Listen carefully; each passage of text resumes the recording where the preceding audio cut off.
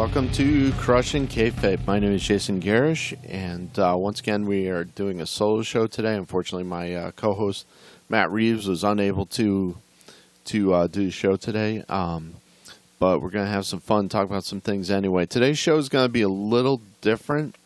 We're going to do a little bit of a kind of technical breakdown of what goes into making a podcast. If anybody was ever interested in doing their own podcast, this is a show you might be interested in. I'm going to go through kind of some of the ins and outs and the technical data of what equipment I have and what kind of software I use and things of that nature. Once again, unfortunately, Matt is not here. He had his wife had a little bit of a health scare a couple weeks ago, and since then he's been working 6 days a week, 12 hours a day. So God bless him. He'll be here when he can be here, and until then, his seat's here and ready for him. But up until then, we'll just have to soldier on by ourselves here. But first things first, it does involve wrestling. So I didn't get to see all of the AEW Full Gear, unfortunately, but I do have the results. The pre-show was looks like Hikaru Shida and Thunder Rosa defeated Jamie Hayter and Nyla Rose via pinfall. The first match of the show was MJF versus Darby Allin, and that looks like MJF defeated Darby Allin via pinfall. Unfortunately, I didn't get to see that. I would have loved to see. I'm gonna have to watch that match because both those guys, Darby Allin and MJF, are favorites of mine. Then the Lucha Brothers versus FTR, with the Lucha Brothers defeating FTR to retain the AEW Tag Team Championship. And I believe, if I'm not mistaken, FTR took the AAA Championship off of them some time ago. So kind of an even exchange right there. But next match I did thankfully get to see was Miro versus Bryan Danielson. And I really enjoyed that quite a bit, where Bryan Danielson defeated Miro, and that was quite a good match. Then we had Christian Cage and Jurassic Express versus the Super Click with Falls Count Anywhere. That was also another really good match with Christian Cage and Jurassic Express getting their revenge on them, which was really cool. That was quite an enjoyable match, and if I remember correctly, who got the pin on that? It looks like, did the Jungle Boy get that one? I think because he did a concerto to Nick Jackson. Yeah, so I think he actually ended up getting the pin on that one, which was a little bit of payback for him, which was good to see. Next, we had Cody Rhodes and Pac versus Malachi Black and Andrade El Idolo, and Cody Rhodes Impact defeated Malachi Black and Andrade El Idolo. I'm kind of concerned about this one because I'm not sure where they're going with this whole House of Black and Malachi Black angle. I'd like to see them try to build him up a lot stronger because I really don't want to see him eat any losses or eat any pins right now. I'd like to see them make him into a monster heel, and I don't think this match, as good as it was, because they had some great competitors in there, I don't think it did much for him. And I'd like to see him destroy a few more guys. And next one, CM Punk versus Eddie Kingston. Wow, that's two of my favorite wrestlers right there. Punk defeated Kingston, but what a great story. And CM Punk did a little nod to John Cena during the match, which was kind of cool. And then he also did a nod to Eddie. He did a nod to Eddie Guerrero, which was really cool. And a number of wrestlers did too. I know Chris Jericho did later on, but that was, considering this is the anniversary of his death this weekend. So that was really cool to seeing some people pay tribute to Eddie Guerrero. Next match was the Inner Circle versus Ethan Page, Scorpio Sky, and Junior Dos Santos, Andre Arlovsky, and Dan Lambert in a Minnesota Street Fight. That was entertaining. It wasn't anything really great. It was nice to see the tribute that Chris Jericho did to to Eddie Guerrero. That was kind of gut wrenching, but really great at the same time. And oddly enough, after that, Jay Lethal, who I'd spoken with, spoken about on the previous show, made his AEW debut. So it'd be interesting to see what they do with him. Sammy Guevara against him should be an interesting match because he responded to Lethal's open challenge. I think those two will put on a great match. It'll be nice to see what Jay Lethal still has in the tank, though. I mean, he's been doing this a long time, and I've been a fan of his for a long time. But I still kind of think he'd be much better in a backstage role, training or even a manager position, maybe. But next thing we had, which unfortunately I did not get to see, which breaks my heart. I'm gonna have to go back and watch it. Was the AEW World Championship with Hangman Page, Adam Page defeating Kenny Omega. I almost said Ortega. Wow. Like I said, I'm gonna have to go back and watch that because I really want to see that. I'm a big Hangman Adam Page fan. I'm happy to see the belt on him. I think he's gonna be a really good champion. So overall, from what I did get to see, I really enjoyed the pay-per-view, and I think AEW did a great job as usual. So, which we kind of, going into it, everybody kind of anticipated a great show because that's what AEW does best. They wrestle, and they got the talent there to wrestle. So I'm happy to see them put on a great show and put on another great pay-per-view. But aside from that, I mean, like I said, we're going to get shortly. I'm going to get into the discussion about what goes into a podcast, and if anyone's interested in learning about podcasts, this is kind of the show to do it. And I know we kind of do try and focus on wrestling, but that's not going to be the only focus of this show. So I thought it would be interesting to kind of go through, because I've yet to hear another podcast really go through in great detail. I hear little tidbits here and there. Oh, I use this software, I do this, I do that, but nothing that would nothing really detailed that would help anybody starting out, I think. So that's something we're going to do this show, I think, shortly. But yeah, another great pay-per-view.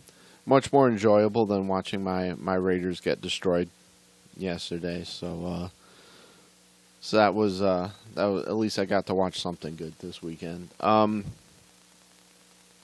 what do you say we get into kind of discussing what goes into a podcast? If you listen to our debut episode, we kind of, both Matt and I, went into our backgrounds and what we do.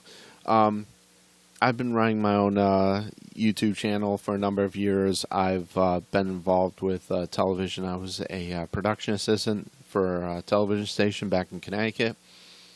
So I've done directing, I've done audio editing, I've done video editing, I've done directing, I've done CG, I've done camera work, professional camera work. So anything from that angle that can be done, I've had some hand in, have some knowledge of. In addition to the fact that I've recorded an album, I'm working on my second album, which should be out very soon. And I've also done audio for live events. So I know a little bit about audio and what it takes to make something sound decent. When I can put everything together here, because this is actually a studio that I constructed in my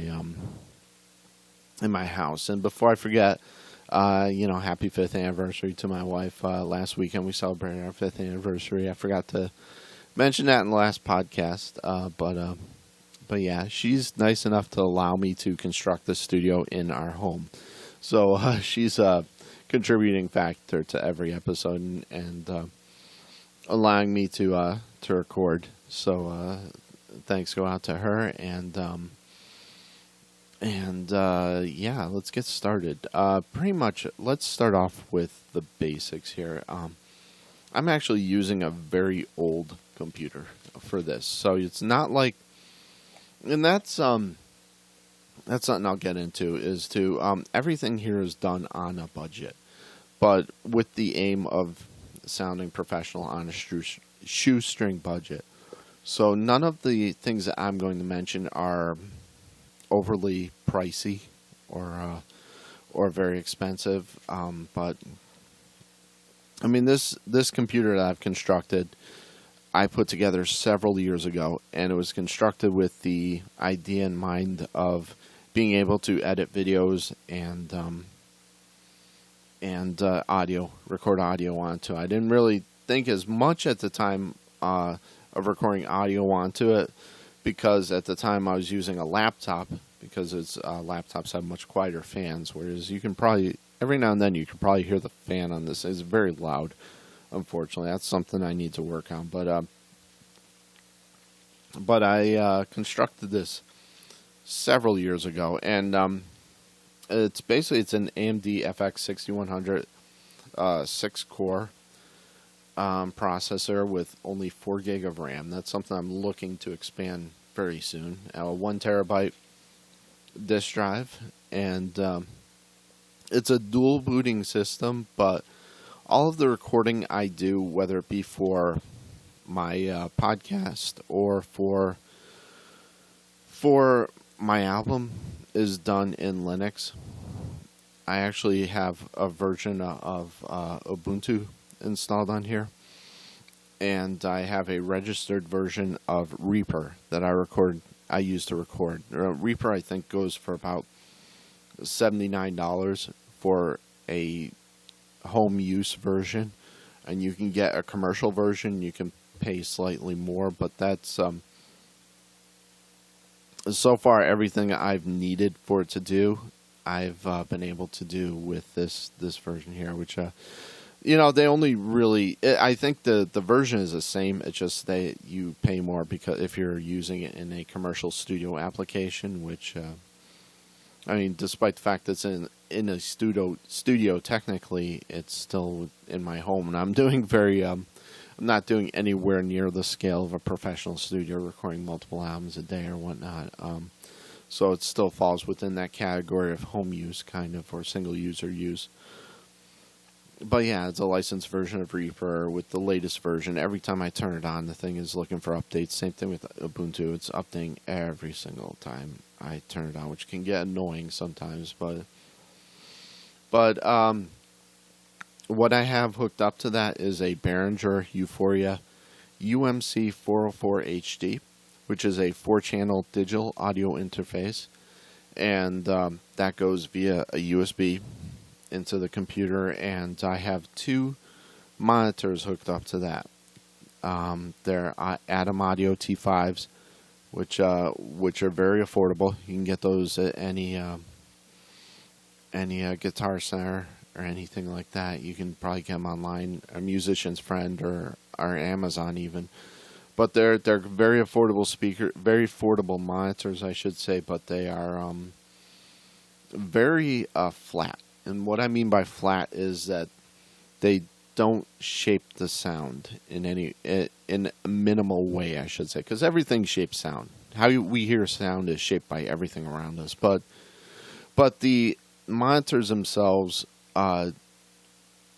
within the price range, shaped the sound the least amount that I had heard. And they also have something unique to them, which is they have ribbon tweeters as opposed to a cone tweeter, which is kind of unique to the Atom Audio line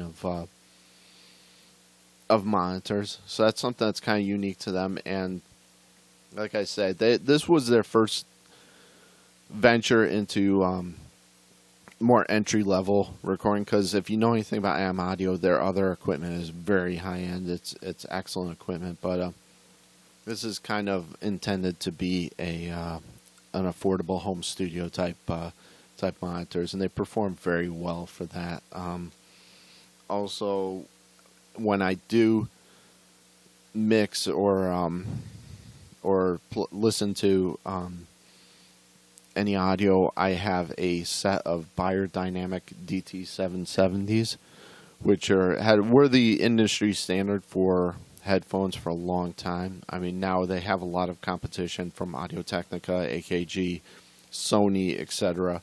But at one point in time, Beyerdynamic was the de facto standard for recording. I mean, I think you can get a pair for approximately $200 now. I've had the same pair for, I want to say, about 14 years.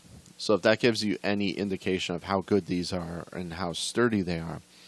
I mean, my wife just recently bought me a little mesh inside there in the ear pads to replace the ones that were on there. So I went through those before doing anything to the headphones themselves. So if that gives you any indication of the quality of those are very good, and they're quite affordable. I mean, at one point in time, they were like $300. I think now you might be able to find them for like $149. So they're still within the range of affordable for someone who's doing a small studio. It's not too crazy. And also, in addition to that, for microphones, I've got when I record the podcast, I use 2 dynamic mics. And the whole reason behind that is because we generally record during the day. So I have a pair of condenser mics. I have an Octava MK319, and I have an MXL 990, which isn't a very entry-level mic, but the Octava is a good mic. It's a Russian mic, which I've done there are some modifications you can do to them to make them sound very good. I've done the mechanical modifications, and you can actually see that video on my YouTube channel. If you search for Jason Garish and Octava MK319, you can find that video, and I go through detailed instructions on how to do those modifications, make them sound much better. There's 2 filters that surround the capsule on that. You can remove the inner one, and it makes it sound much more open and airy. And there's some modifications within the case you can do that will also help. I think there's an additional filter. It's on the capsule too, and if you remove that, it opens it up much more than a stock one. So, because the stock ones tend to be very muddy, kind of dark, and once you open up those, it's a large diaphragm condenser mic. Once you open that up, it becomes much brighter and much more detailed. But that's, once again, you can find that video if interested on my YouTube channel. But getting back to what we use for the podcast, my choice of microphone for myself is an Audix OM2. I use it in live situations, and I use it for the podcast. I have that going into a PreSonus tube preamp, and all these items that I just mentioned are very affordable. What I generally use for Matt is a Shure SM48, which is kind of a step below an SM58. And anyone that knows how versatile and sturdy the SM58s, the SM48s are a little bit below that, but they tend to be a little brighter. I know that with the SM58s, tend to be can be a kind of muddy and dark. I know they don't particularly agree with my voice, so I don't like to use them as much for myself. But I like to use. I thought it sounded good with Matt, so we went with that, and that goes into an old M Audio Buddy dual mic preamp, which I have plugged, and both of these preamps go right into my Behringer UMC 404 HD. So both of those are going right into there. And for cables, I primarily have used Mogamis and some of the older Monster cables, though I tend to stay away from them now because they tend to be a little unreliable currently. But Mogamis, I've also got some Live Wires, which is the Guitar Center house brand. So, but they also have a lifetime warranty on those. So I've used some of the live wires in place. Like I've got live wires running from my Behringer going into the studio monitors. But yeah, that's the basic setup. I've got a once again, I mentioned it's running through an Ubuntu Linux system, using licensed version of Reaper. For the intro, I recorded that in the Reaper, but I used it a program called ToneLib, which is a great inexpensive amp simulator, which you can get a version for Linux. So it works. I used like a Van Halen 5150 emulator on there. I forgot what it's called, but I think it was something geared specifically for tapping. And believe it or not, I was just using a cheap Ibanez Geo 7-string to record that. So once again, nothing too crazy, using a live wire cable. For sound treatment, I have some old Orlex sound foam, which I use, and I also have some bass traps, which is very important in a very small room like this.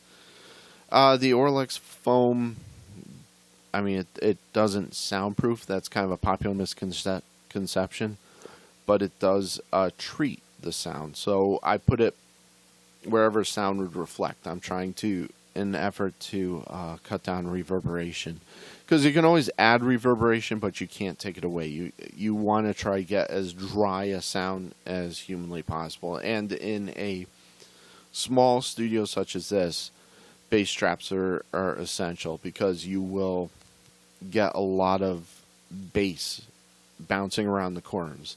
So you get a lot of bass reverberation from the corners. Now, another frugal tip for sound treatment is books.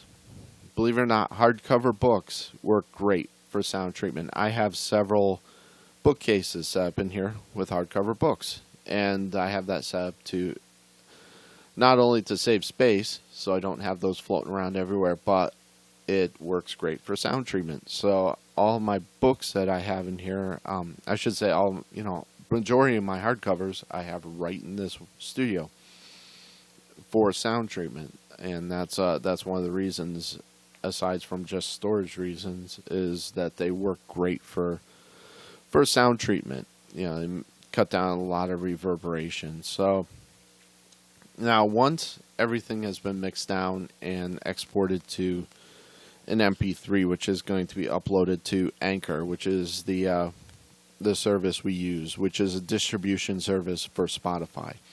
It also sends out an RSS feed. So if you have other places where you want to distribute your podcast, you can use that as an RSS feed. Going into Google Podcasts, which we're also available on Google Podcasts, for Apple, which we will be soon. I still have to set up an account with them, and they require a payment method, because if you have to purchase anything, or if they have to pay you for anything, they want that payment method. So that's our next thing, is we'll be setting up that podcast on Apple. So that's something to look forward to. But once everything is mixed down, and I should probably mention too, I use a couple of VST plugins in Reaper. One is a compressor. I definitely put a compressor on our voices, try to make everything even out, and kind of after that, I kind of get rid of some of the pops and sibilances, so it's not as harsh on the ears. But also after that, I like to place an equalizer, so I'll kind of equalize the voice out for the room and try to make it a little bit more appealing. But I'll put an equalizer on both voices. So that's about it. I don't do any type of reverb. I don't like doing that on a podcast. I think it's kind of silly. On vocals, yes, but I think for spoken word, you really just want kind of a straight vocal going in without any type of reverb messing things up, for clarity purposes. But that's really about it. And then when it comes time to render everything to an MP3 file, I go through and use, I just normalize the audio levels. So there's a normalize feature in Reaper. I just set that, and that will put it up to the volume so that meets the industry standards for volume. So everything is kind of evened out and sounds the way it should. So it's not booming, or I hate turning on a podcast and you can barely hear it. And then you turn on the next podcast and it's blaring. So that's kind of what Normalize does. It tries to set everything up to the standard where it should be in line with the most professional podcasts. But when I upload things to YouTube, I use a program called, I've been using, was it Pit VI, I think? And I'll basically just take the MP3, place it in there, and then put a thumbnail up there with the Crushing Kayfabe symbol in there. So that's really about it. I mean, once again, I don't think I'm leaving much out. I mean, it's a very simple, straightforward process, and it's a very simple setup that's very affordable if anyone is looking to get into podcasting. And there's actually other ways to do this which are much more affordable. I mean, you can download the Anchor program and do it right from your phone. You can actually record podcasts right from your phone. So it won't sound as good, but you can do it. And it's quite affordable. You already have a phone. So there's nothing really stopping anybody from putting out their own podcasts out there, aside from putting the work in and doing it.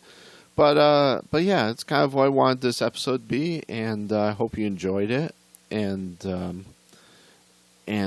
us know in the comments how everything is going. But yeah, that's kind of the setup in this little studio that I have in here, which was an extra bedroom that we had, and I had some horrible fake wood panels in here and layers of wallpaper, which I ripped the wood paneling down and still am in the process of ripping the layers and layers and layers of wallpaper off, because underneath all that junk is some beautiful slapboard.